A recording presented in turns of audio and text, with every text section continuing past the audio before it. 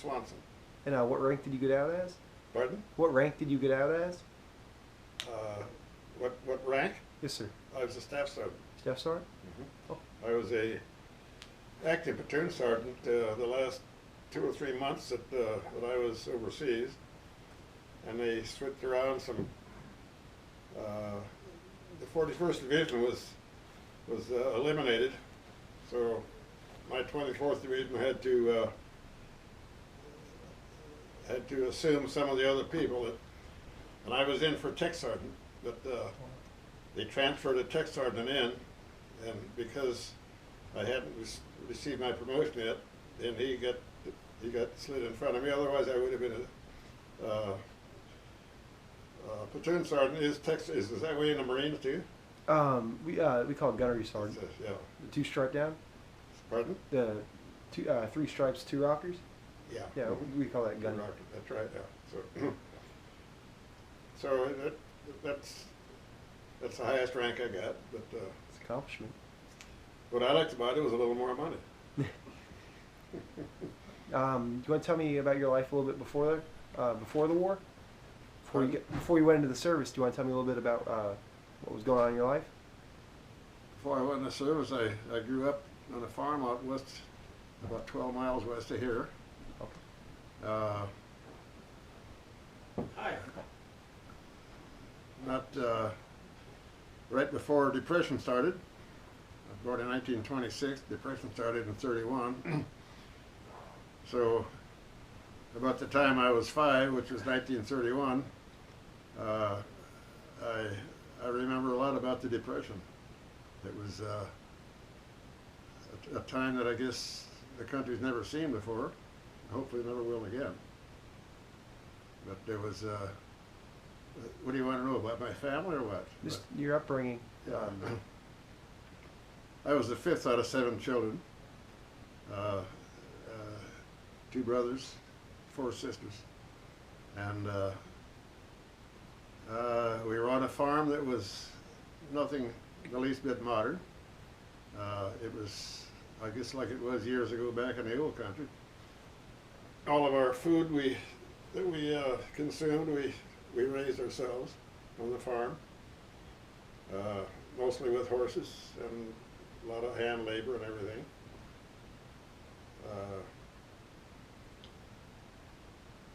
Went to a country school,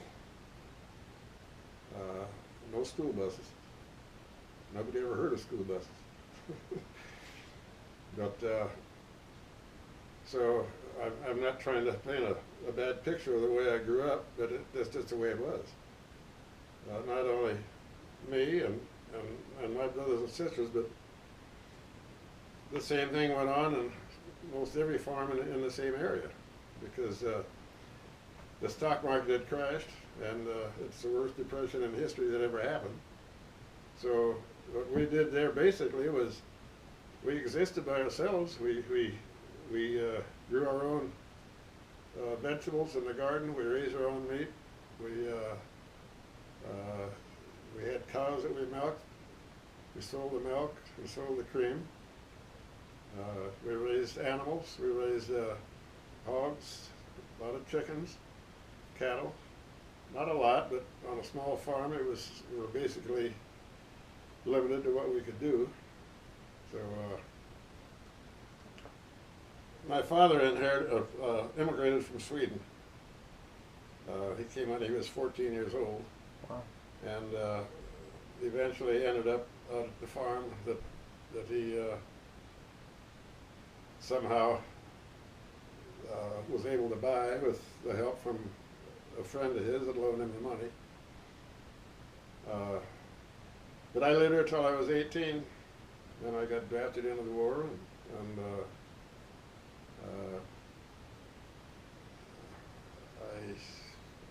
I guess there's a lot of things you might want to hear about when I was in the service, but Yes, sir. I remember most of it. Like to hear. Yeah. So how did you find out you got drafted? You want to talk about that? I was 18 years old, and then I got a notice from the government that I was to report for a physical because all the young people 18 years old then were had to report you know, to be inducted into the Army or Marines or whatever. So so that's what happened. I signed up, and then I got a notice that I had to report to Jefferson Barracks in Missouri for physical. That was about 2 months later. And then in those days, if you were in fairly good health, you're going to pass the test anyhow because they needed people so bad, which I qualified for. So my birthday was in August. In November is when I left for the service. I went down to Jefferson Barracks, Missouri, where I was inducted.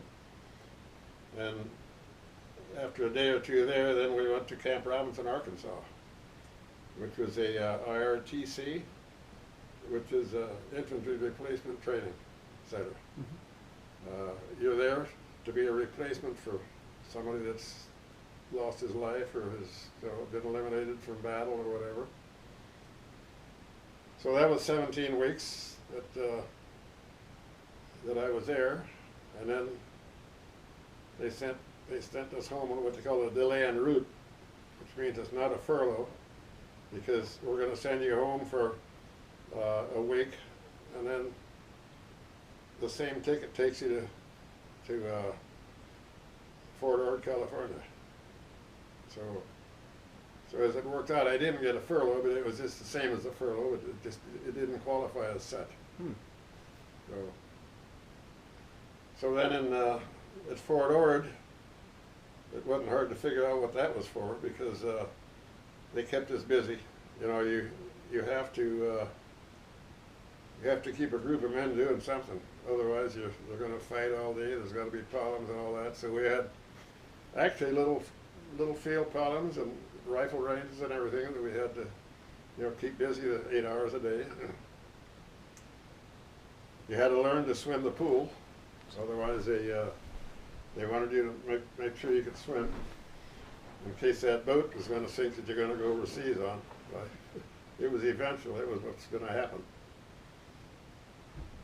So then we went. I was there about I think 14 days, and then one morning we were ordered to get into these trucks. Trucks took us to the railroad station, and then we took the train to San Francisco. And that was the day that President Roosevelt died. I know that when we came through the town of San Francisco, there was people in factories. The train would go through those areas where there was a lot of things manufactured for the war. And I can remember seeing the people opening their windows and waving at us, and they knew where we were going. Of course, we did too. But then we boarded a ship there. The name of the ship is USS General E.T. Collins. It was a Navy transport.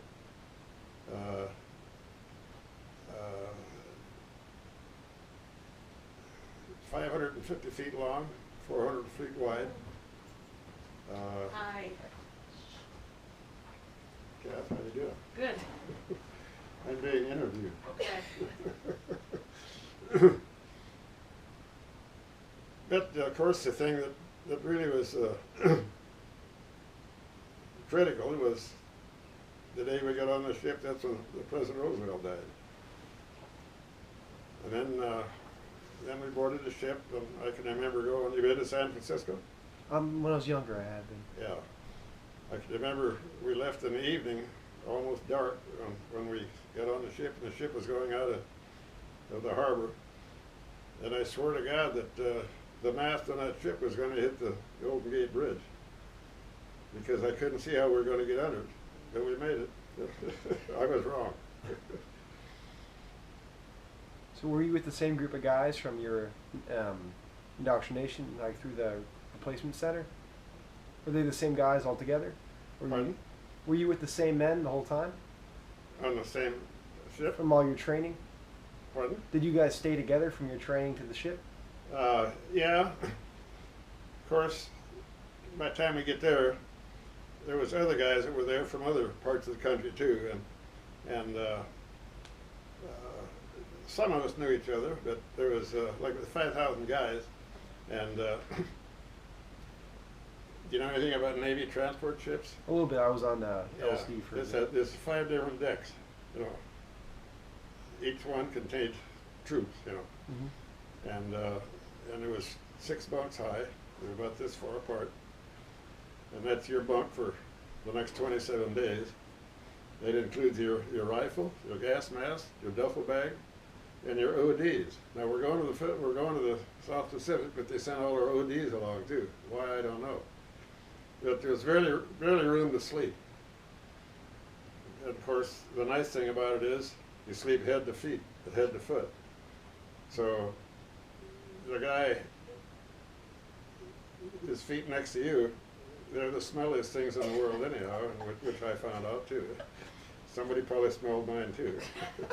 But that was a 27-day trip. What did they have you do during the trip? You had a breakfast, and you had a dinner, a supper at night. But at noon you'd get like an apple and a piece of fruit, or maybe some pastry of some type. But they had activities. You've got to keep. You got to keep people doing something. Otherwise, they'll fight. They'll get in trouble, and you can't just let a bunch of guys. Their spirits aren't too good anyhow, because you know where we're going, right? Didn't you think you were going to have to go to Okinawa? Wasn't that going on? Well, Okinawa was going on. Yeah, the Battle of Okinawa was going on, and of course nobody tells you anything because you're not supposed to know anything. So we. Like I say, it took 27 days to get to Leyte in the Philippines. And on the way over, we had to zigzag a lot. In fact, we had to keep away from enemy waters, so in the meantime, we had to go down by the equator. From San Francisco, we had to go south and get into waters where there was no enemy ships. We had a sister ship that went with us. That was called the General Hershey. But there was no convoy or anything until we got down near the Solomon Islands, and then I remember there was a little convoy that came to precede us, to protect us in that while we headed up towards the Philippines. I remember going by Guadalcanal and places like that, which was secure then. This is later stages of the war anyhow. So then we docked at Leyte. That's where MacArthur walked ashore when they came up from, to take over the Philippines. Now we'll return. Yeah, that's exactly where we got off, that same spot. And we knew then right away that And you guys took the Higgins boats to the Pardon? shore? You guys took the Higgins boats to the shore? The Yeah. Beachlanders? Mhm. The first thing we could see when we got to the island was all the palm trees had the top shot off, and there was Japanese planes with the tail sticking up in the air that had been shot down and everything.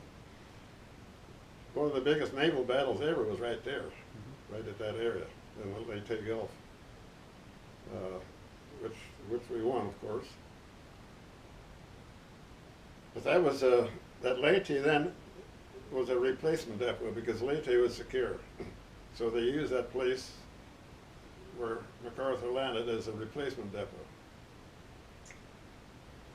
And then we stayed there just not doing much of anything, actually waiting for LCIs. You know about LCIs, what they were? Have you learned about them or not? Landing crafts. Landing craft infantry. Infantry. Yeah. They're 200 men, actually like a platoon of men, or a company of men for a boat. So we boarded those ships, and then it took 4 days to go south to Mindanao. which is, you acquainted at all with the Philippines? My grandfather fought in the Philippines, so I know a little bit of the. Okay.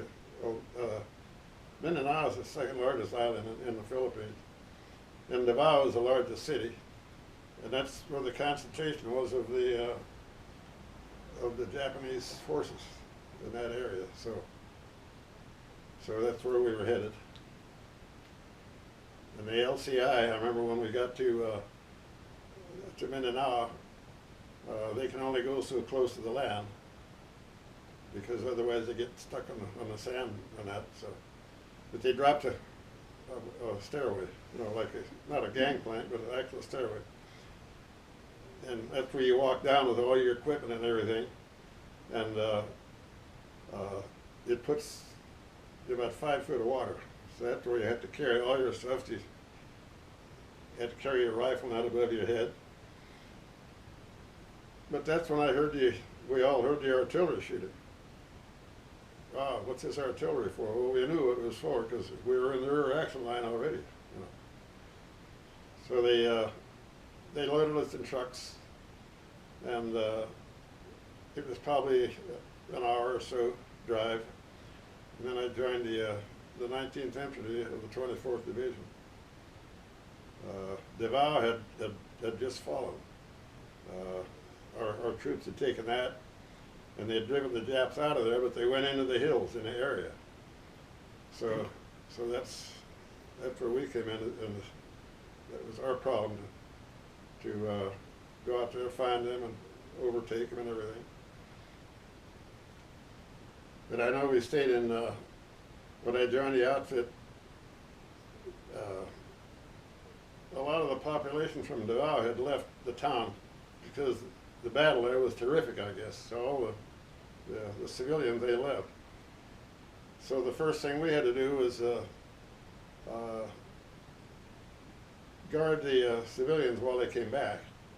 And it was quite a thing to see because they were bringing all their belongings from home, their kids, their clothing, their animals and everything.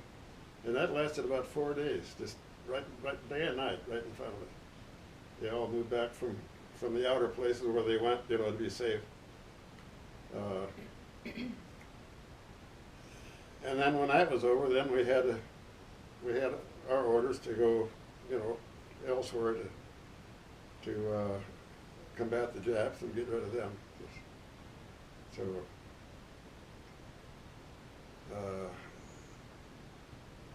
all new to us fellas that were recruits, you know, and they would sprinkle us around into different outfits.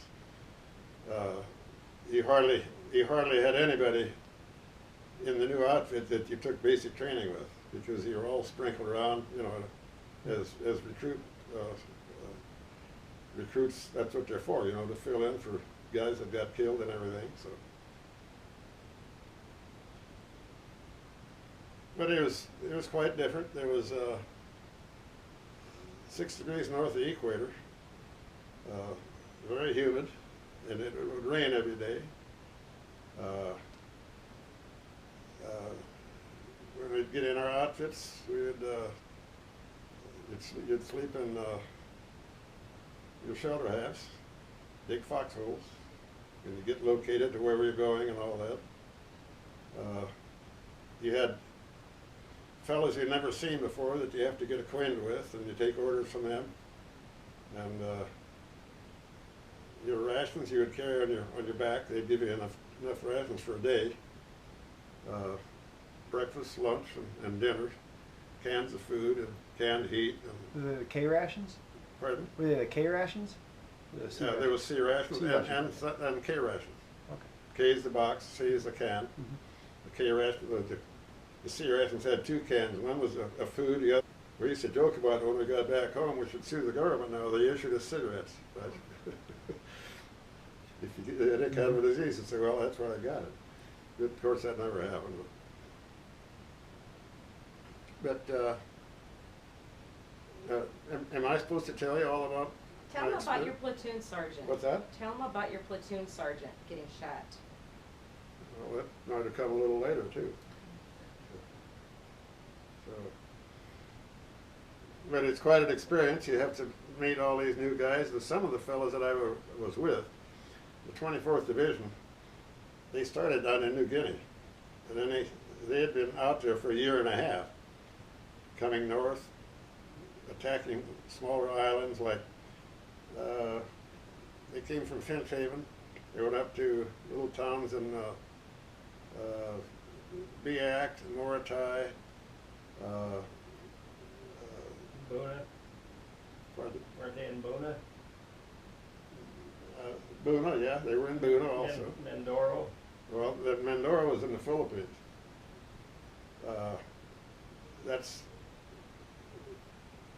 They came there even before I joined, you know. So, but you had a lot of education from the fellows that had been there and gone through it. Some of those guys had been overseas 3 years and never had a furlough. You know, South Pacific, you know, and there was a lot of malaria. You had to take Advent tablets every day. Rats? And you know, light-skinned people like myself, from Northern European, they very susceptible to those tropical diseases. There was a lot of what they call jungle rot. I picked that up too, and you'd get it. Oh, you'd get open sores on your arms, and where your combat boots were, we had the high combat boot. The double buckle one? Pardon? You had the double buckles? They were relay stars. Okay. Yeah. But where the back part of it was was pretty tough for the jungle rot, because you know it was always moist in there and sweaty and everything. I got some pretty good sized holes in the back of my leg that just like a big open ulcer. And I had one on my hand, I had one on the side of my face. And I know one day the medics said, "You guys with jungle rot, come over to this tent over here." So we go over there. He said, "We got a new medication now. We've just learned about it. It's called penicillin. We're going to give you each a shot today, and for the next 3 days you'll come back and you get another one." You know, which was good, because then you weren't out in the field. You know, by golly, that took care of it. My brother was over before I was. He's 2 years older than me, and he picked it up too. And they thought it was. They weren't sure what it was. They thought it might have been leprosy. So he got to fly home. He got to go to Denver, to a hospital in Denver. And that was the end of his war days. Lucky devil, I had to stay over there another year and a half. I used to tell him about that too. But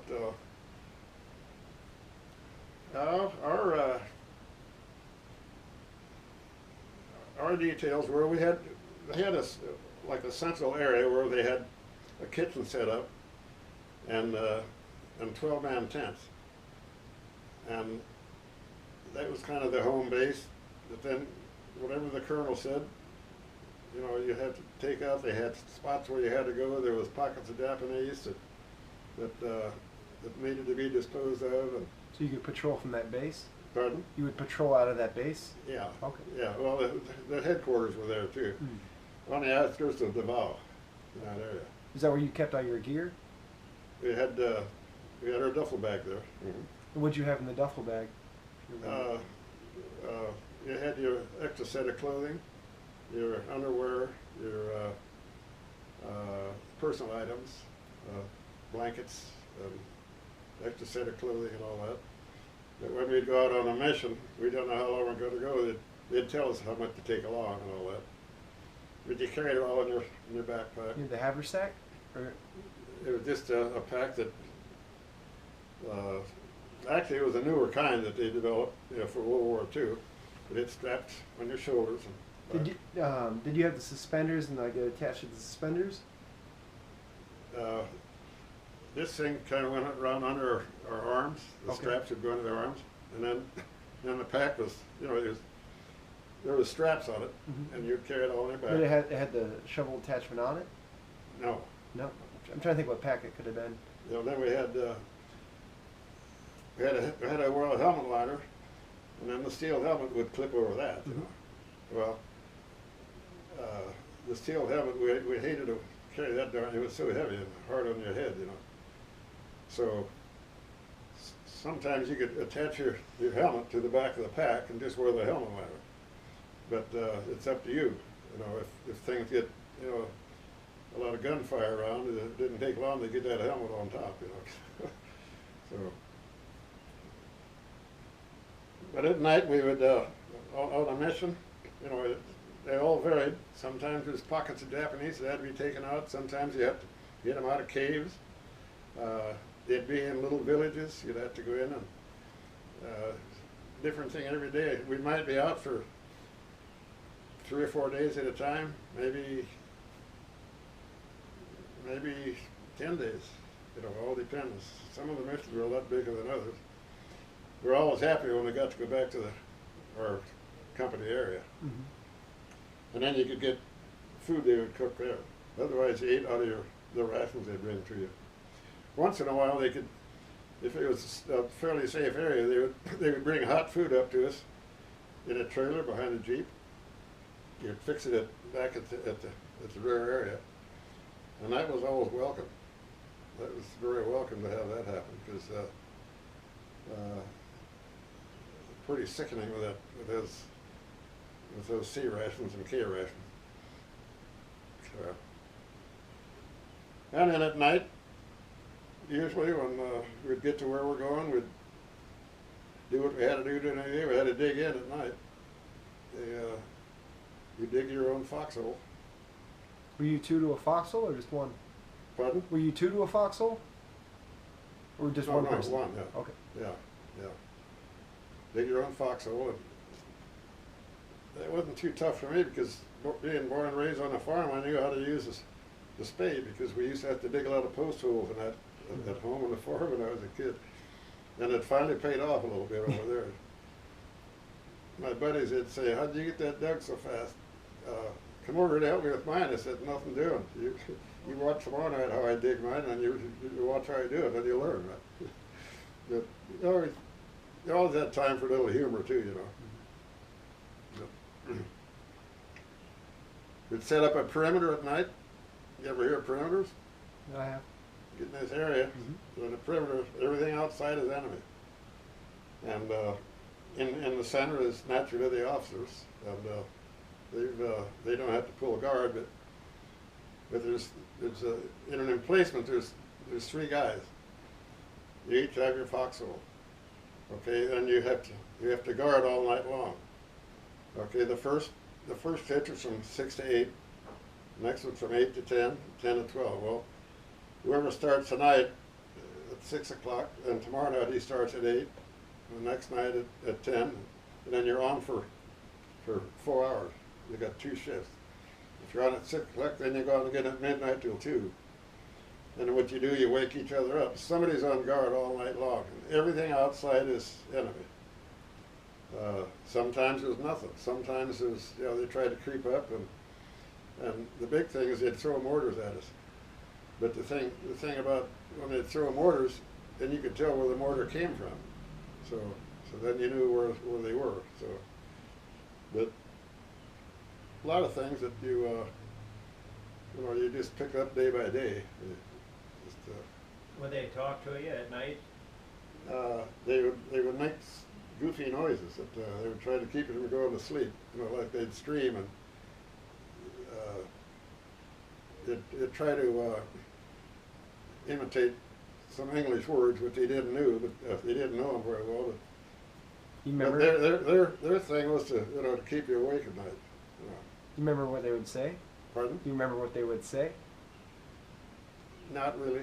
No, not of them spoke much English or anything either. But they make goofy noises and all that. And so.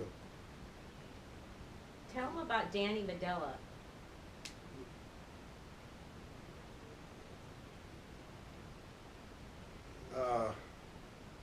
This one fellow had been overseas over 2 years. He's a Mexican boy from somewhere around San Diego. But he was in the hole next to me. I was on guard, and he would be the next one to take over from me. You sit on the edge of your foxhole with your rifle, and You had that one grand? Pardon? What rifle did you have? Them one? I carried the BAR. Oh wow. Okay. You ever hear that? I have. Yeah, and then I had a .45 pistol if I needed that too. But anyhow, I was sitting there, and it was a very peaceful night, and nothing was happening. And all of a sudden, something hit me in the head, and it knocked me back in my foxhole. And there was somebody right on top of me. So I'm thinking, oh, it's got to be a Jap, you know. So he's beating the heck out of me with his rifle.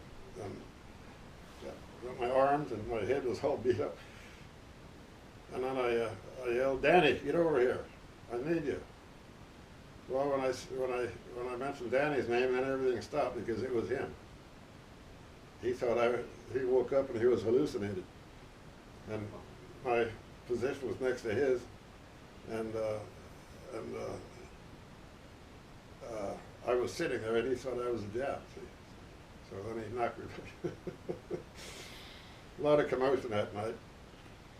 I know the captain came over, crawling with a trench knife in his hand. He says, "Where are they? Where are they? Come on, let's." So, where are they? Nothing. It's Danny over here. Next day he went home. Maybe he planned it that way. I don't know. Yeah. So that's one thing that happened. I was there almost 6 months in Mindanao, and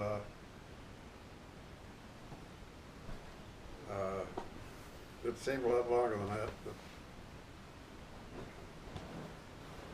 How was it fighting there? Towards the end of it, I come down with a bit of yellow jaundice, which is pretty easy to get because of the diet you have. You know, you don't have a lot of fresh food and a lot of canned stuff. The diet was terrible, what you had to eat. But we did a lot. We'd knock coconuts down out of a coconut tree. We'd eat some of that sometimes. And then pineapples. There's a lot of pineapple growing down there. How'd you get picked to carry the BAR? How did you get picked to carry the BAR? I was the tallest one in the group. Big deal. I was barely 6 feet, but they said, "You're the tallest guy here." So. And that's a 20-pounder. Mm-hmm. I asked the sergeant, I said, back in basic, when they took training there, they said there's 2 ammo bearers, right? Yeah, I said, true, but we're short of men now. Oh, I said, what about ammo? He said, that's you too. You carry your own ammo. So that thing weighed 20 pounds, and then those bandoliers were heavy too, you know. So, but you didn't have to carry it all the time. Sometimes some of the missions were different, where maybe you didn't even need the BAR, you know. It all depended on a lot of different things. One day we had to meet the guerrilla forces. You've heard of the guerrillas in the Philippines? They were there. The Filipinos had combated the Japs, and we had officers from the United States that we'd sent them over there somehow. They infiltrated, and they kind of trained the guerrillas, and sometimes they'd stay with them the whole war. You know, they were a big help because they knew where the Japs were, and they were good soldiers. They were very elusive and able to stand the heat and everything. You know, I watched a TV program one time where before the invasion, Davao had a prisoner of war camp for Americans. Mm-hmm. And there was a bunch of officers escaped from there, and they were the ones that infiltrated in with the Philippines. Yeah, that could be too. But they had talked about they had to escape across the Davao River, which you had to go across. Yeah, they spotted a company of Japs or whatever was on the other side of the Davao River from where we were, a couple of miles away or something like that. But they could tell by air surveillance and scouts had been out to find where they were. So So we had to get across the Davao River, and sure enough, they picked our squad. So they got a raft from some of the local Filipino farmers, and we put all of our stuff on the raft. Then we swam, not a very wide river, we swam across, pulled the raft with us, and then on the other side we put our clothes back on, and then we had to continue down a kind of an inconspicuous trail that, you know, you wouldn't be able to drive a car down it or anything, but so we had to go down that trail, and they knew they were down there somewhere, or at least they thought they were. So, but they also knew that the Filipinos were down there somewhere too. So we walked maybe an hour, and boy, we were way out in the middle of nowhere, on the other side of the river and everything. We didn't know what was going to happen. So finally, right alongside of me, there's a guy jumped out of the bushes, like a lot of banana plants and a lot of heavy cover. He yelled, "Americano!" Well, here it was the guerrillas. The guerrillas were there, and here our people had thought it was the Japs. Oh, okay. So, well, that was fine, because then we met up with the guerrillas, which was one of the things we had to do. But then we went back, we went across the river again, and they got to stay there a couple of days. They brought a band in and everything, because they were in a safe area then. And that was one of the times we had some enjoyment, a lot of hot food and everything. But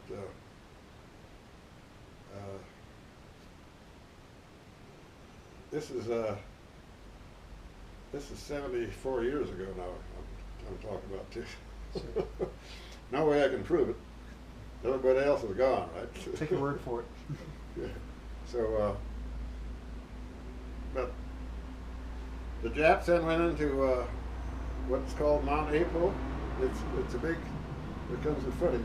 Yeah, well, they're pouring walls today. Yeah, they.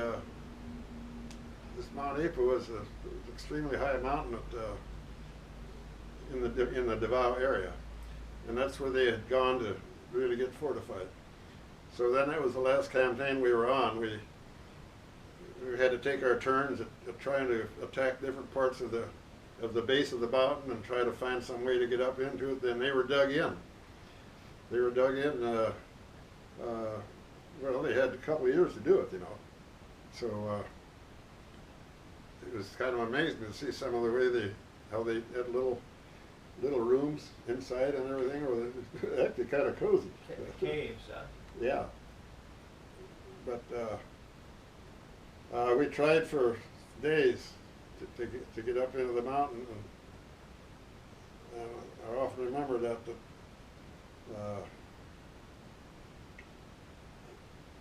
you ever have bullets shot at you? Over me in training, but not. You know what the sound is? A little. You hear the bullet go over your head first, and then you hear the report from the gun, because sound travels at 1,100 feet per second, and a rifle bullet goes 2,800 feet per second. So the rifle bullet's over your head before the sound gets to you, but you hear the snap of the bullet going over your head. And with a machine gun, it's just like a machine gun firing right above your head. Something you had to get used to.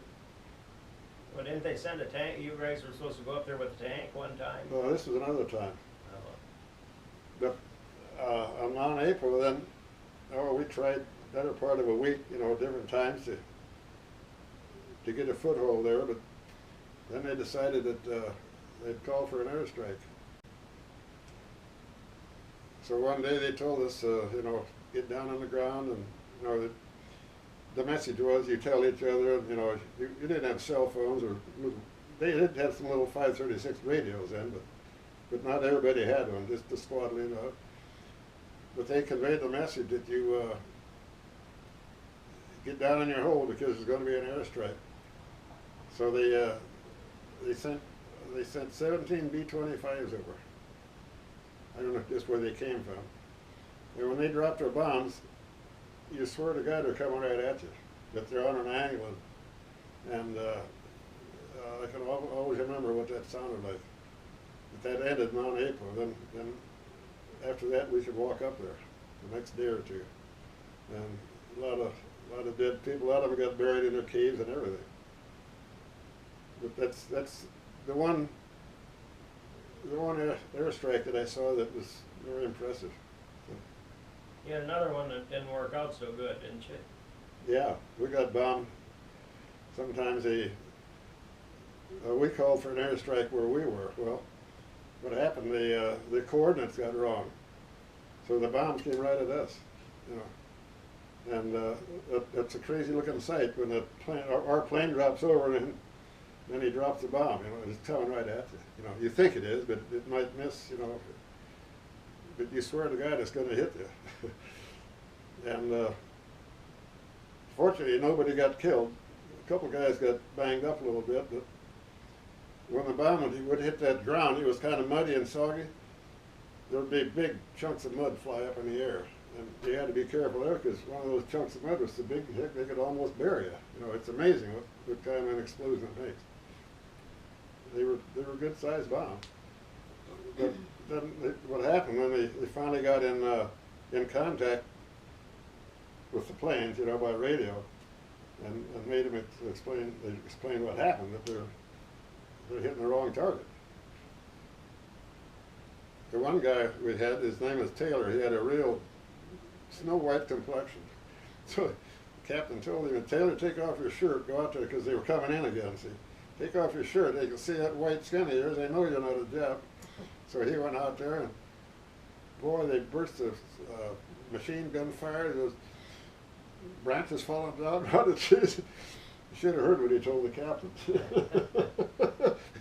You get out of there in a hurry. I was supposed to stay in here. Lucky he lived through it, really. In fact, it bothered him later on. He never was. It really got to him. He got to be a different person after that. It was just a little too much for him. Death was right there for him, you know.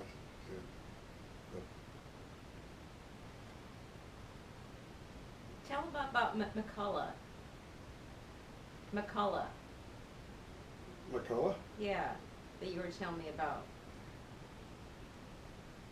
Well, he and I we got to be good friends going across the ship when we were going over. He was a farm boy from Nebraska, and same age as me, and we both had a lot in common and all that. So we'd meet each other out on the deck every day, and we got to be good friends.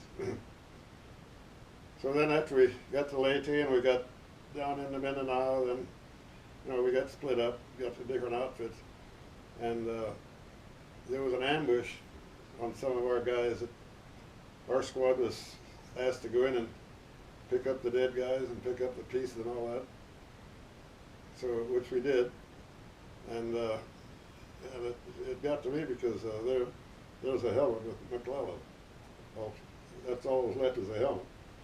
I'm picking up arms and legs and stuff off of the bushes that the mortar shells got up, just blew them all apart. So we talked about meeting each other later on when the war was over, but it didn't work. His name wasn't McClellan. It was Danny Medellin. No, No. that was Conrad Roebuck. No, yeah, you're right. Yeah, you guys know McCullough. more about it than I do. McCullough's the one that got hit by the torpedo. Remember? The torpedo. You said it hit him Oh, he got hit with a mortar. with the mortar. Tell about him. Yeah, we got into a mortar barrage. That mortar barrages are bad because you never know. You can hear it in the air, but you never know where it's going to land. And they make an ungodly, pitiful sounding noise. Yeah. Sometimes they even go end over end, and so we had this one kid in my squad. He got hit in the ankle, and he was bleeding pretty bad. So I took out my first aid kit and I wrapped it up as well as I could. And then there was another guy in our company got hit pretty bad too. So I went over to see how he was, and he had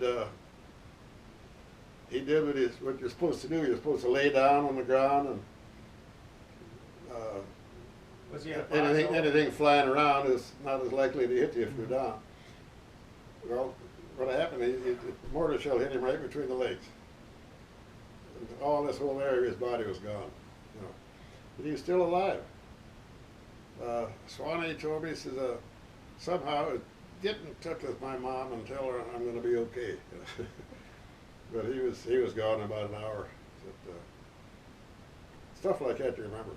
You know. He was 18 like I was at the time.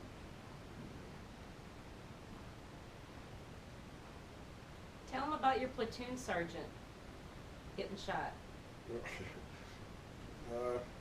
He's probably getting tired of this stuff. Not at all, sir. No, not. They had to go into a coconut grove because the snipers were in there. They had bothered one of the other squads, so we went in, and what they do, they'd get up in the top of the tree so you can't see them. They had a way of climbing up there. They get to the point where.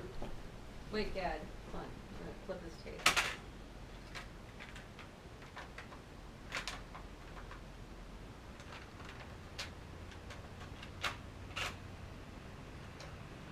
Okay, I'm gonna start over.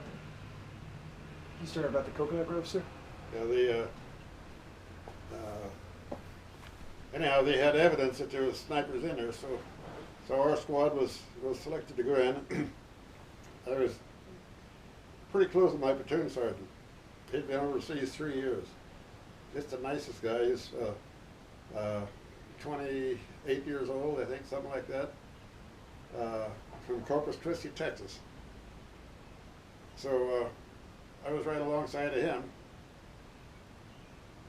One shot was fired. He says, "Swanee, they got me." And he dropped over dead right there. Shot him right through the heart. So the whole squad of us was there, you know, geez, what are we going to do now? You know, they teach you to keep as low as you can and you know, don't make a big silhouette target for them or anything.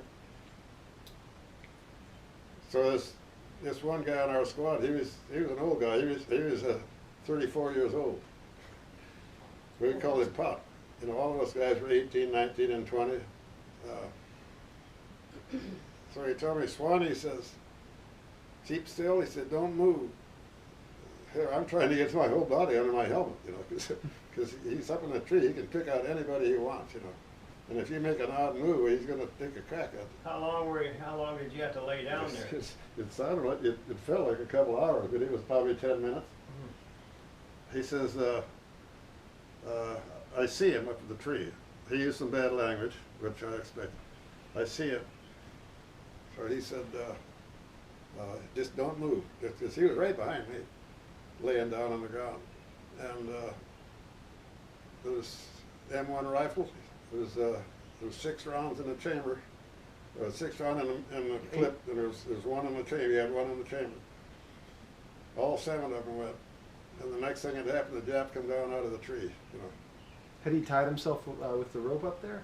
Because I know a lot of times they used a rope and they tied themselves with the tree. They had ways of going up there. They could go up those trees. I've never seen them do it, but they claim they train themselves to be able to do that, you know, because it's a thing they can do, get in the top of a tree, and they hide in all the branches up there. You can't see it. That old Pop West, he saw it, you know. And anyhow, he's the only one in there. He got him out of there. Then we had to carry the platoon sergeant out, the guy I really liked, you know.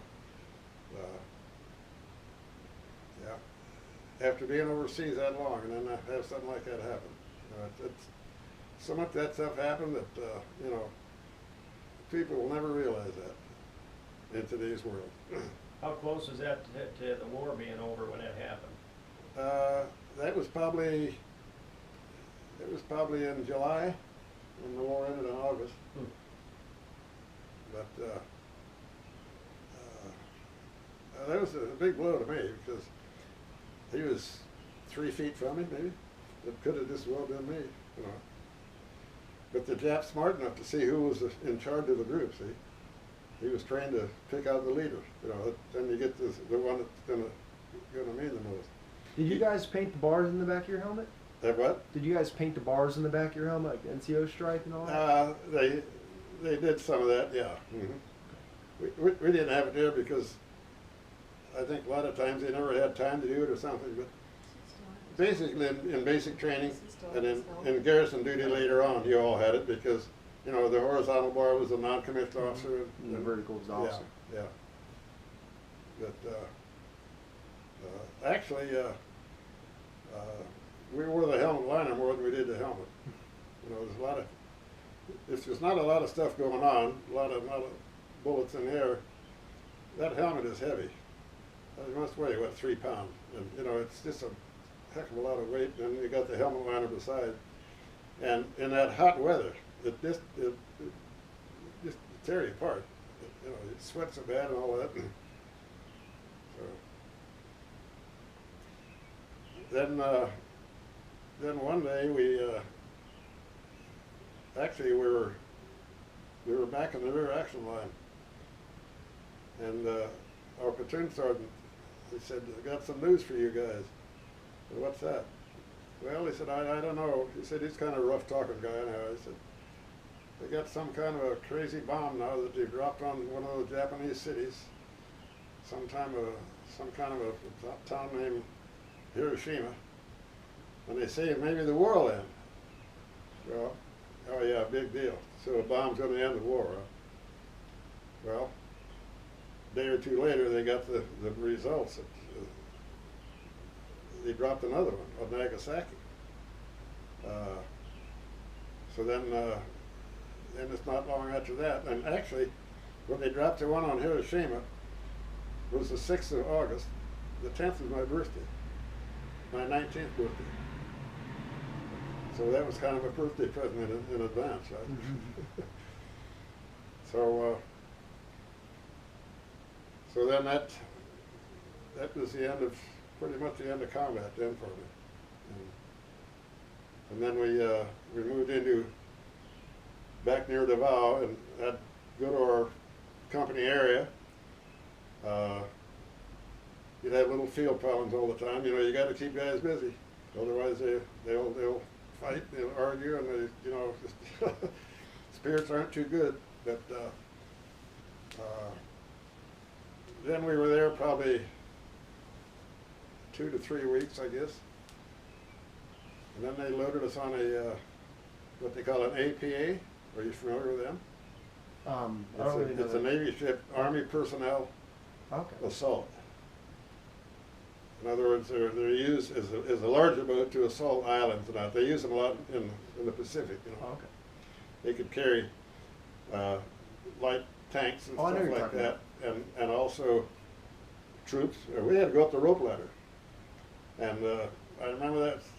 I picked up Yellow Jaundice, and boy, I was weaker than the devil, and there was no hospitals around down there anyhow. But so you just had to take medication and do whatever they tell you, you know. But what you needed more was a good fresh balance of food, you know, fresh food or not, because we had eaten a lot of goofy stuff like sea rations and all that. And I remember climbing up that rope ladder. I had to take my BAR and everything along with me, climbing up. And then 6 days later, we ended up at Shikoku in Japan. And it was like an invasion.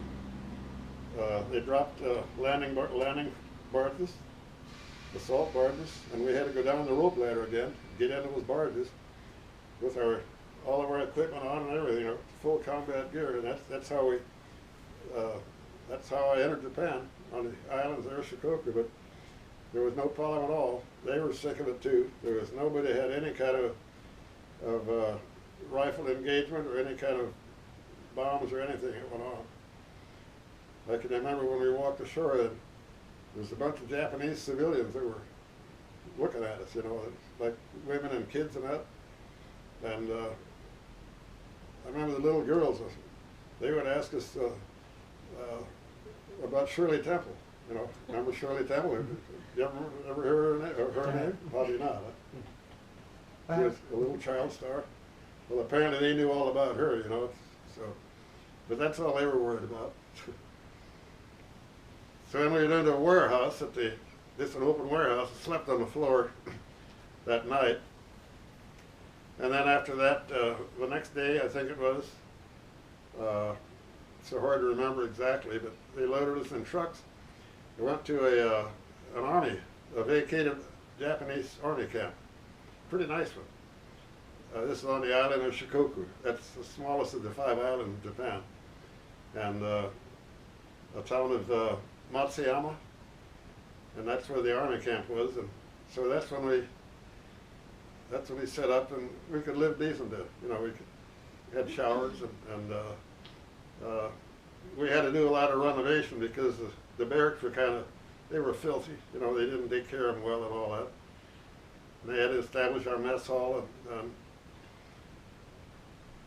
but then we stayed there for, oh golly, I'd say 6 months or more. Then we moved to other ones on different islands. We went to Honshu for a while, on Kyushu. We went down to Kyushu, which is the southernmost island.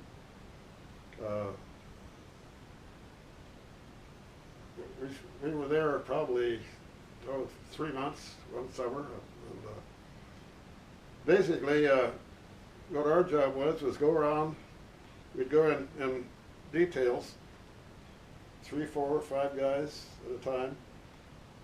We'd have orders to go a certain part of town and examine the town to see if there's any war-making equipment there, anything that we need to get rid of, you know.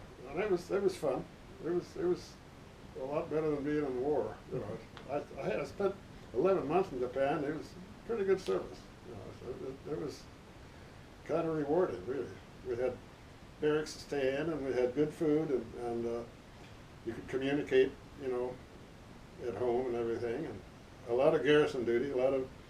We had parades. We had a nice parade ground.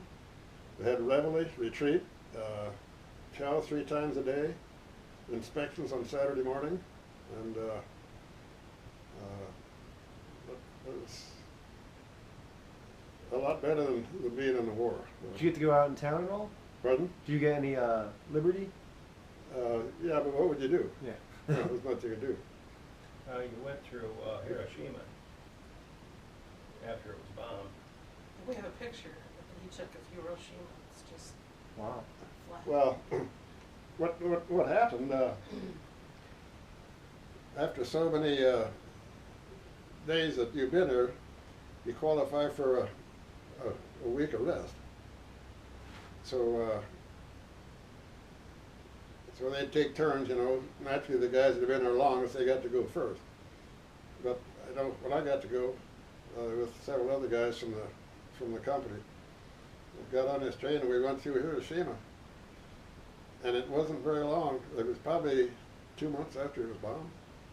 They would never let you do that today. It's all No, full of they didn't radiation. realize then, you know, it's dangerous to do it because of radioactivity and all the things. We could have picked it up ourselves, you know. But we were in the train. See, we didn't get out of the train at all. But it slowly went through there because they had the tracks repaired enough, that temporary ones, to put in. Actually, it was along the edge of town anyhow. But there was something to see. 70,000 people died there.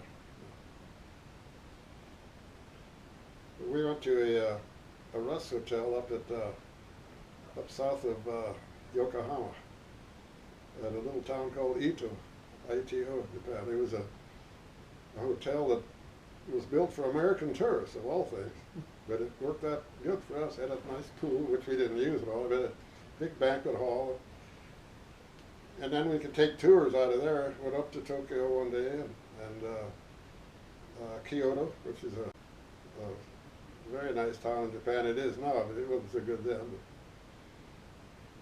But I saw the Daiichi building when MacArthur was in it. I didn't see him, but I went in the Diet building.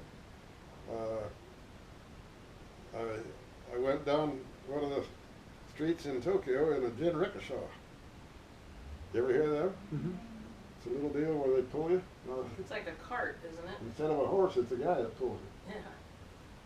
It's a little isinglass windshield on the front of it. It was raining like heck that day anyhow. And he'd run, and a lot of that just stuff he was ticking up was getting all over me. Oops. So,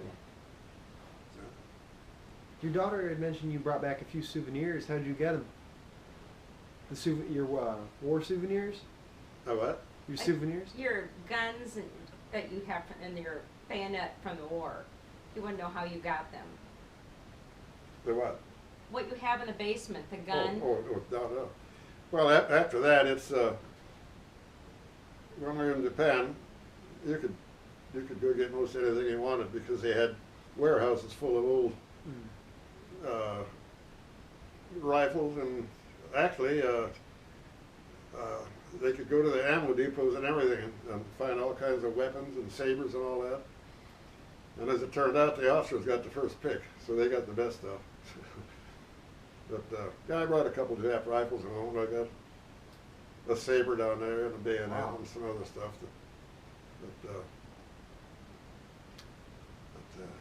My mom's uncle had brought back a saber from the Philippines. What about it? He had brought back a saber from the Philippines. I don't know what happened to it. He had one for a while. Oh yeah? Mhm. Okay. No. Yeah, there's a lot of that stuff you could, but you know, how do you get it home and everything. And I built a box for one of my buddies, and he lived at Dunkerton, Iowa. So I told him, I said, I'll build a box, you put your rifle in it, and I had two of them. I put two of them in it, and we'll ship it to your farm, and then later on I'll come up and get it. And by golly, we did. You know, we got it later on, and he's along. Several years ago, he died. Did you guys stay friends after the war? Yeah. Yeah. Well, you did reunions together, didn't you? We Through did. was it Taro leave or?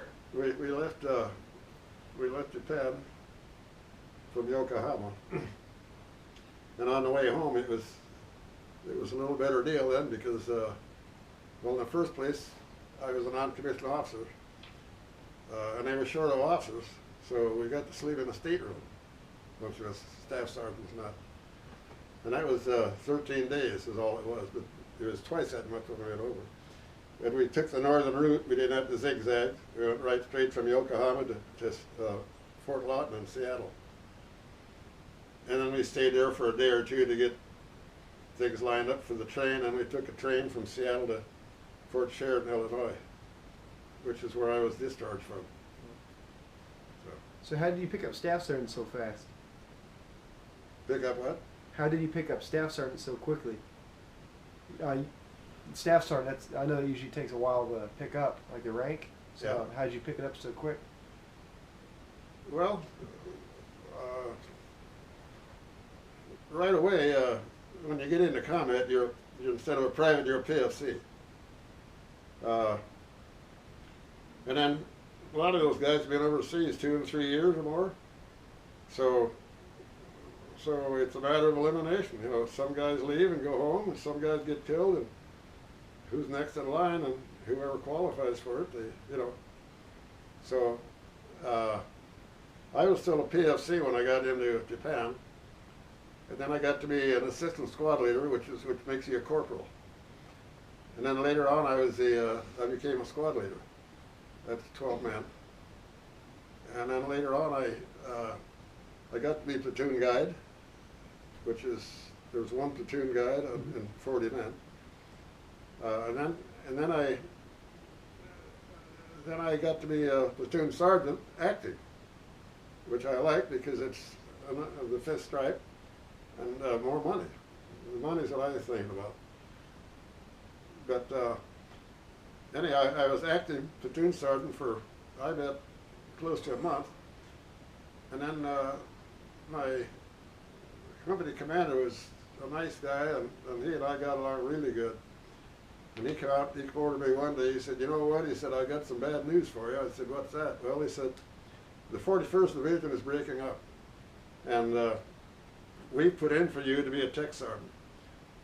But he said, according to SOP, what, Standing Operation Procedure, according to that, we have to, they distribute some of the people, in other divisions because they're breaking their division up.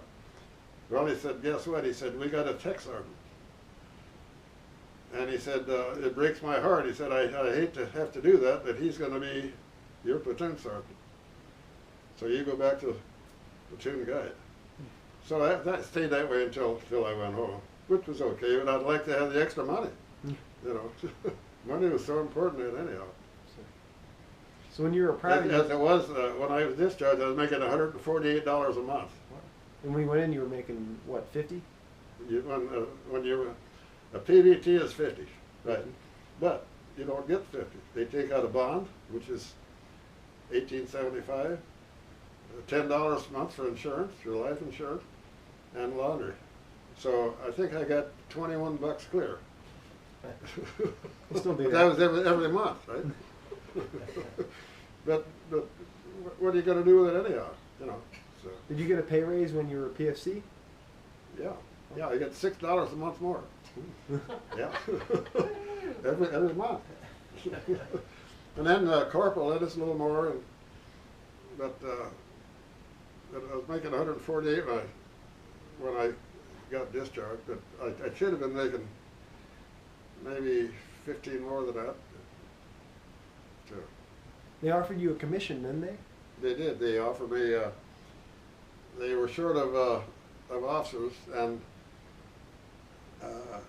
they called me in the order room one day, and they said, they explained what's happening. They said, if you, we've got a deal going here. If we send you home for a month, and you come back for a year, he said, when you come back, you're a second lieutenant. So all they got to do is tell us, and we'll go ahead with it. But I've been overseas for a year and a half already, and anxious to get home. The war is over anyhow, so what's the point of staying over there, right? And I didn't have any idea of wanting to stay in the service all my life anyhow. But just for the fact of being being an officer, I guess, I don't know, that might help you later on, but maybe it won't. But I turned it down. Ended up as good. I also had a girlfriend back home, but I didn't want to stay overseas another year either, which I married. And we're married 68 years. Amazing. Of course, she left us last year. Tell them what happened to your outfit in Korea then. In where? In Korea. Yeah. What? Yeah, this, had a good friend that was my company commander. He's the one that apologized because I couldn't get my fifth stripe. And he was, his father was a general, Spriggans. In fact, he was quite active over in the Southwest Pacific. So when the Korean War broke out, I often wondered, whatever happened to Lieutenant Spriggans. So we got together, our outfit would have reunions. And a bunch of us guys from this area, we'd meet at, the 19th Infantry Division would have it, and the 24th, and they would be at different cities around the country. So I was down at New Orleans. How soon after the war was all this? The war's over, yeah. No, I'm this, saying, this 4 or 5 years afterwards, Okay. maybe 10 years afterwards. But the 24th Division then was at Fort Stewart, Georgia. And of course, the 19th Infantry was the one I was in, and that was still part of it. So I was lucky enough to, this General DeFrancisco, he was commanding the 24th Division, and I got to go talk to him down at New Orleans. And I asked him, I said, I've got something I would really appreciate if you could find out for me. Well, what is it? So he gets a little clipboard, and I told him this Lieutenant Spriggan's name and where I met him, where we were when we got together, and he was regular Army, which means he's. So, and the 24th Division, they went right into Korea after from Japan anyhow, which I would have done anyhow. I would have had to go too if I'd have stayed with them. So I thought, you know, on the way home I'd talk to my wife about it. That might be a waste of time talking to the general, you know. But by golly, it wasn't long ago, long after that, I got a phone call from his secretary, the girl in the office, that yes, he recruited, or he found out about the question I had, and he said, Lieutenant Sprains went to Korea. He was a company commander, killed in action. So maybe it's good I didn't become an officer, huh? So, yeah. Good friend of mine. He was a nice guy. Do you have any other stories from the Philippines? What? Any other stories from the Philippines? Any other stories? Things you remember? Lieutenant Sprains, me? Either him or yourself? Yeah. He wasn't with me in the Philippines. He was my company commander in Japan. Okay. A good fellow too. He did a good job. Everybody liked him well. So, Do you have any other he's a stories? West Pointer. Oh, wow. He'd gone through because his dad was a general and all that. Do you have any other stories that you wanted to tell from the Philippines? That anything that happened? Yeah, what about the guy that got shot in the jaw? Oh, the guy that got shot in the jaw? Yeah. Swindle. He was a real hillbilly, and his jaw hung down real. Oh, we used to tease him about it. For God's sake, shut your mouth, you know. Like Bubba Gump. So one day we're on a patrol. This is down in the Philippines. Snipers up in the trees, and you had to be careful, you know. Of course, how can you be careful? You can't see them up there. Anyhow, we heard a couple of shots, you know, a couple of snipers had fired. And Swindle said to his squad leader, he said, you know what? He said, I heard something pop here before. A real funny noise. And the sergeant looked at him. For God's sake, he said, you're bleeding. He said, you got shot. I don't feel anything, he said. His jaw would hang open. The sniper shot the bullet in here, went above this tooth, and come out down here. Didn't hit a jawbone or a tooth. You know, it's amazing. He had 2 holes in his head, and he's going to go home. It wasn't even hardly a scar. The Japanese, the 25 caliber is a very small bullet. About a week later, he was back. A real hillbilly, though. Didn't another guy get his ear shot off? You told me there was a guy that got the bottom of his ear shot off? Yeah, that was Sykes. Yeah. Yeah, that's when we were up at Mount April. Machine gun. He come running alongside of me. I said, for Christ's sake, there was blood all the way down the side of clear down his foot. Where'd the blood come from? I don't know. I didn't feel anything. I said, Christ, your earlobe shot off. And you wouldn't be surprised how much blood will come out of that earlobe. So he had to go the rest of his life without an earlobe. I just said I get a Purple Heart on it. Trade-off. Yeah, crazy things happen. You gotta tell him about the guy that that had all the teeth. Gold teeth. Oh, from the Japanese, or? Yeah. Oh, Elvisio. I shouldn't really tell this either, but I will. He was, he could barely speak English. He was from San Antonio. A real crude Mexican guy. Short and heavy set. He was my squad leader.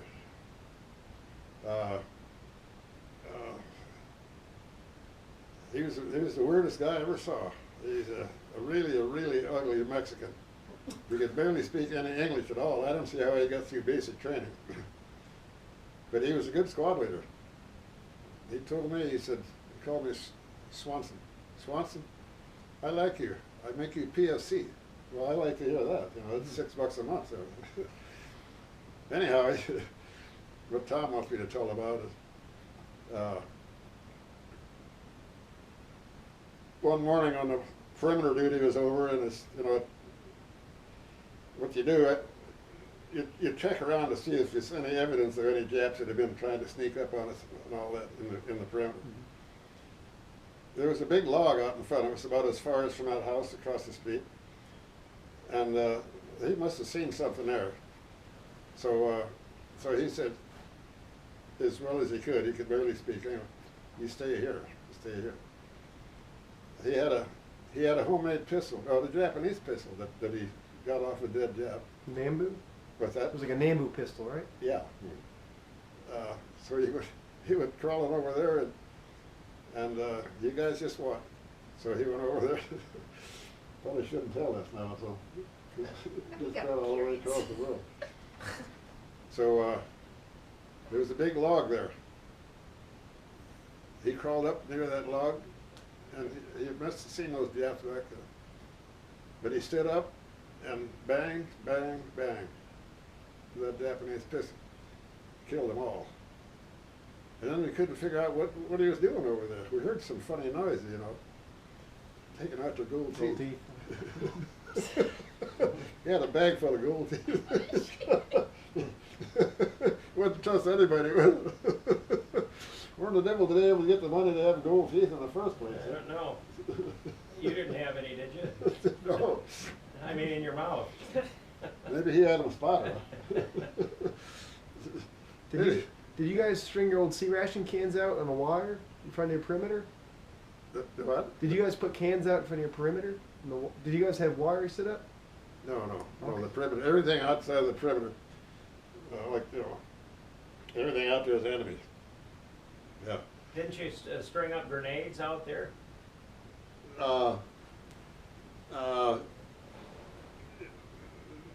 You try to keep it as quiet as you can at night, because then if you fire, then they really got your location, you know.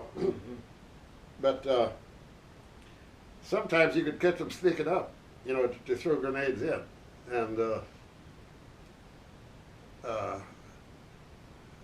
sometimes you'd hear a noise out there, and you'd be, oh God, you're concerned as all get out. It might be a monkey in a bush, or it might be a water buffalo wading through the swamp or something. Made the weirdest noise, because everything at night is so quiet anyhow, you know. But a couple of nights, hell, hear all kinds of shooting. They go up the next morning when it's daylight, there's a dead water buffalo. Get them with the rifle. That one. Pretty easy target, you know. So, I think the guys that do it just for the hell of it. Sure. You think of any other stories? I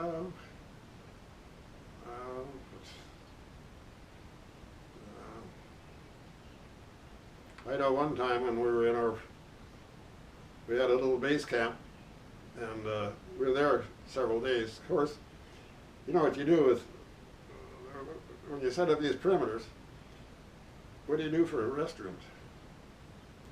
You ever think of that? 30 yards away. You gotta follow international law though, right? You can't just do anything. You have to dig a slit trench, and then before you leave, you cover it up. That's international law. You learn that type of thing, especially when you had to cover it up or dig it up. But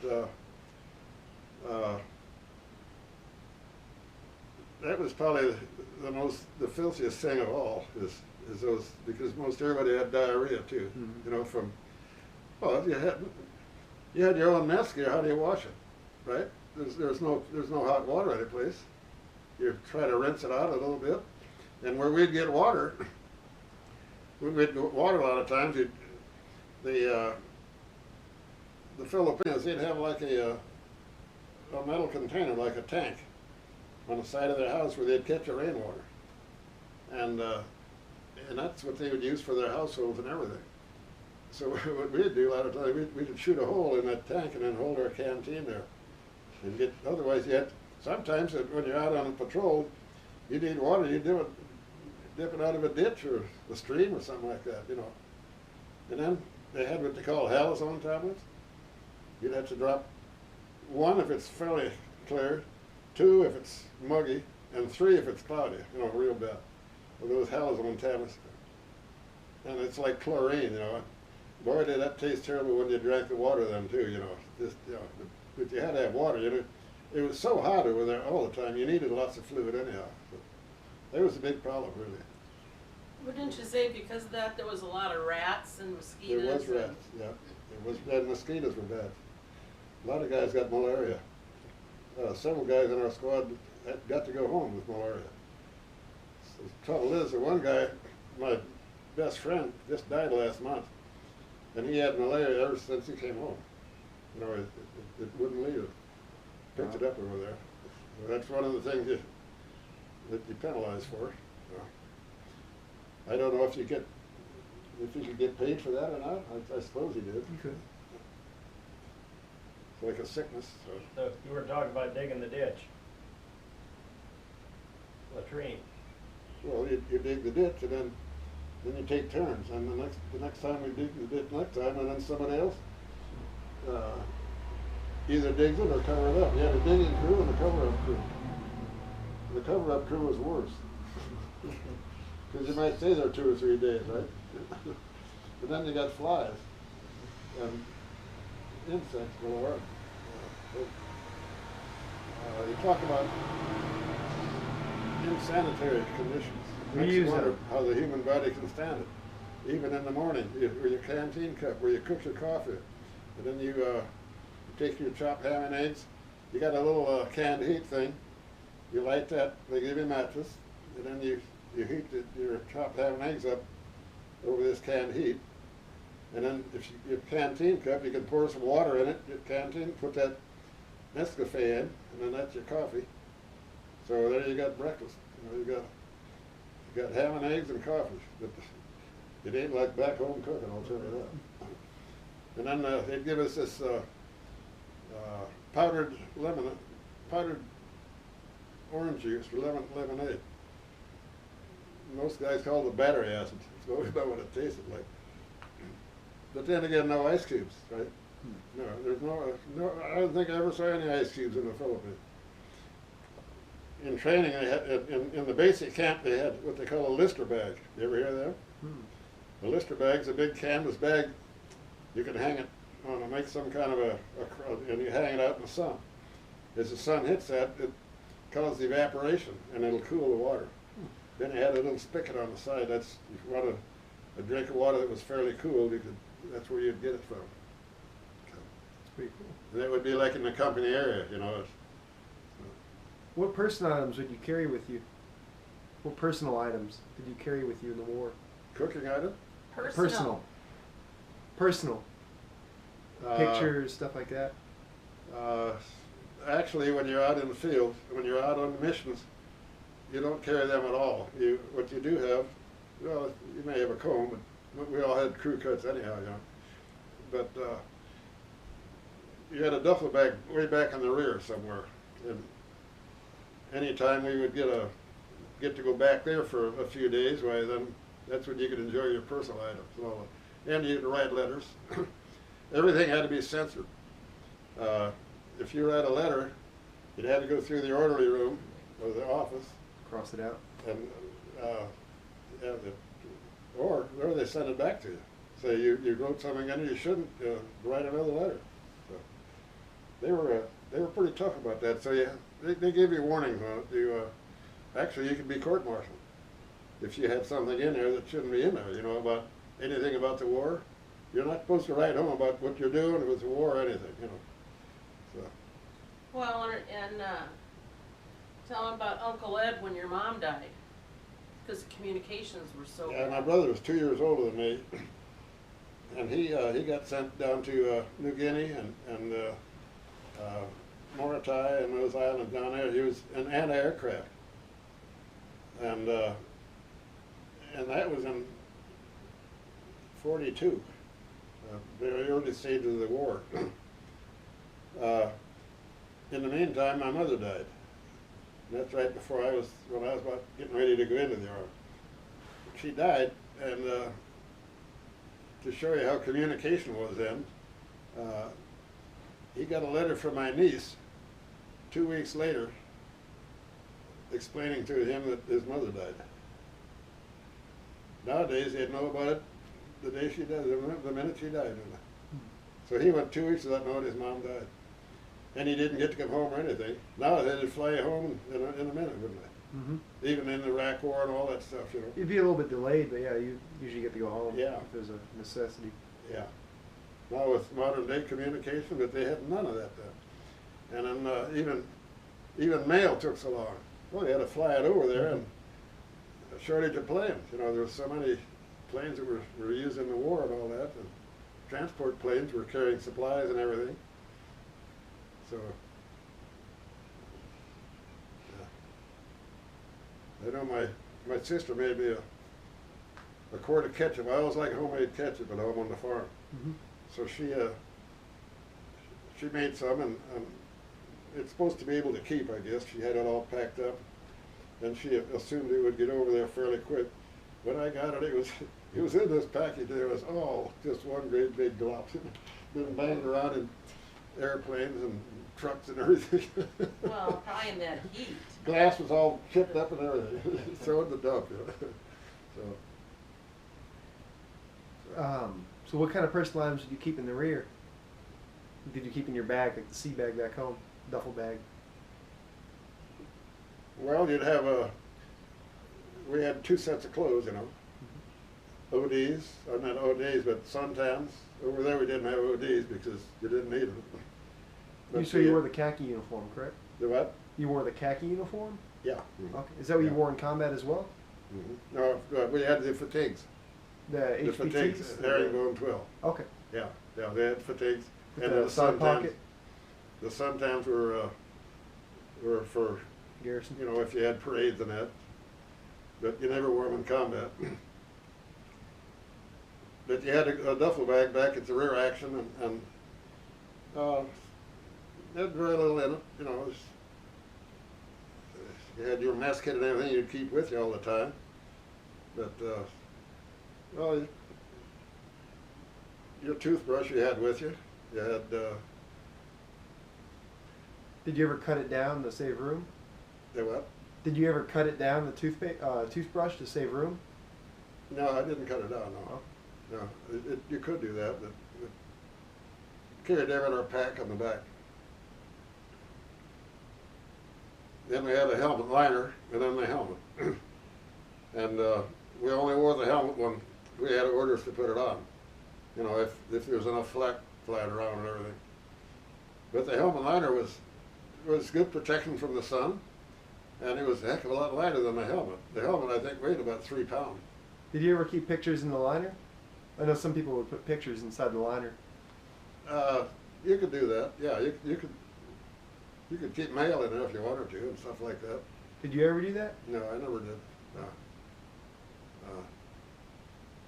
In fact, I didn't get a whole lot of mail.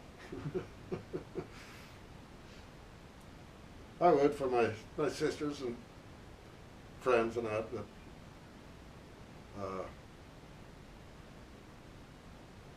what was it? 3 cents, then, wasn't it, a letter? Well, did Mom send you letters? Mom used to write to me. But a lot of times when you're in combat, you don't get the darn thing until you get a whole bunch of it at once, you know. Because they can't come in regularly. It all depends on when the ship comes in. Or the plane or whatever brings them over. Usually it's come over on a ship.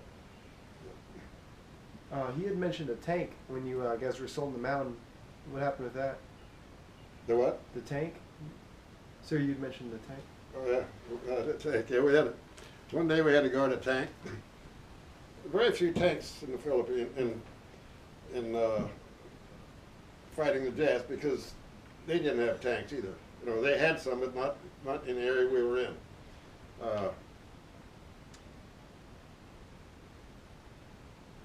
But we had a tank that was supposed to knock out a pillbox. You've heard of pillboxes. Mm-hmm. They picked our squad to guard the tank because the Japs, what they do with it, when they hear a tank coming, they'd throw a charge into the track and disable the tank. You know, with some kind of a torpedo or charge of dynamite or something. So our idea is to, their idea is to have us walk alongside of the tank and guard the tank. Big deal. I never liked that job. But anyhow, this tank's heading towards the pillbox, and they opened up the pillbox. I was behind the tank, and this one guy right alongside me was right on the edge, and he got shot. He got shot in the leg and in the arm with a burst of machine gun bullet. He didn't get hurt bad, but he had holes in the arm and in the leg and bleeding pretty bad. Oh boy, he said, that's a good deal. I said, what are you talking about? I'll probably get to go home, he said.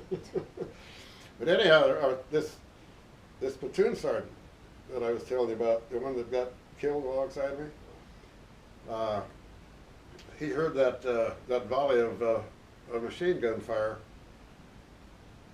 So he said, okay, he said, you guys wait here. So he took off another direction, and he said, you wait right here. So we waited and waited and waited. Pretty soon we heard a boom, boom. Now we don't know what's going on either. Maybe he got killed too. Huh? He comes running back. He said, I got him. What do you mean you got him? He said, I sneaked up behind the pillbox. I found the opening. I dropped 2 hand grenades in there. He said, they're done for. He did the job that the tank was supposed to do. But they kept shooting at us, you know. They could have. I didn't like that job at all. That's tough. Do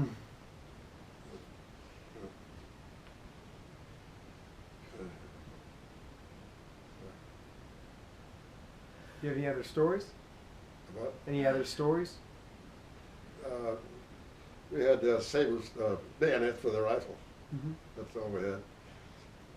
Well, if you had the BAR, you had the trench knife. I had right? an M1 that I carried sometimes too. Oh, okay, so you had the bayonet. Yeah, had the bayonet on that. Okay. Very little of that was used in the type of stuff we were in. It was bad enough. You take the bayonet training. Mm-hmm. That's tough training, isn't it? Yeah. Slash, smash, and what else? You got to It was like the thrust, forward thrust, forward yeah. thrust, reverse Smash thrust. and slash, good, hit it over the top of the head. Yeah, that was tough training too. No, that pretty invigorating. I got a Japanese bayonet down in the basement. Love to see it. You can see it. It shows. And did you get that in Japan or did you get that in the Philippines? Got that in Japan when the war was over. Okay. Yeah, we could. Yeah. Even if you got it during the war, how are you gonna? What are you gonna do? Carry it around or what? You know. Yeah. No place to put it. So any trophies we got, we just got when we went to Japan. Okay. Except for gold teeth. Yeah. I had the idea that a few years back, they have a, are you from around here? at I'm all? not from Florida. They have a big place over in Rock Island, Illinois, where they sell firearms. It's one of the biggest places in the country. But I was going to buy a BAR for him, like Wow. he had in the service. And They're 20 pounds. Yeah. so anyway, I went over there and asked the guy if they had some. Yeah, he said, we got 2 or 3 of them. He said, you want to look at one? I said, yeah. He brought it out. I got to pick it up and handle it and everything. And I told him, I said, I'd like to buy this for my dad. Oh, he said, I'm not so sure if you can buy it or not, but from where you live. I said, well, what do they cost? Oh, he said, probably 26, 27, something like that. I said, 100. No, I said 1,000. You can get they remake them every now and then. I think it's actually Rock Island. They'll reproduce them. And they'll be about like $3-4 grand. Oh, really? Mhm. This Reproduction. was the real deal. That's actual incredible. Yeah. Is that at Regalia or not at Rock Island auction, it's Oh. called. Regalia's? Do they have a lot of World War II weapons there? Yeah. Yeah, they have stuff from like the Revolutionary War, Civil Wow. War, For Canada. sale? Or? Yeah. Wow. You had a little lever on the side of. Are you familiar with the BAR? I've handled it a few times. Had a little lever on the side. You can flip it one way or the other. It'll either shoot 550 a minute or 350. In other words, sometimes you don't have to fire it as fast, you know. Mm-hmm. Or you can fire it. You can't fire it one bullet. The least you're going to get off is 2 or 3, and that's just by touching the trigger. And there'll be at least 2, maybe 3. And they always encourage you. You don't pull the trigger any more than you have to because your there's 20 in a magazine. It goes Oh, real quick. that gone in no time, you know. Then you got to slap another one in there. Actually, I didn't use the BR a whole lot. Okay. I did use it. Yes, I've used it before, but it's 20 pounds, you know, and then the ammo that goes with it and everything, and you got the crazy steel helmet on your pack and everything. What did I weigh then? 125 pounds, I guess. Or 6 of your weight. I was fairly tall. So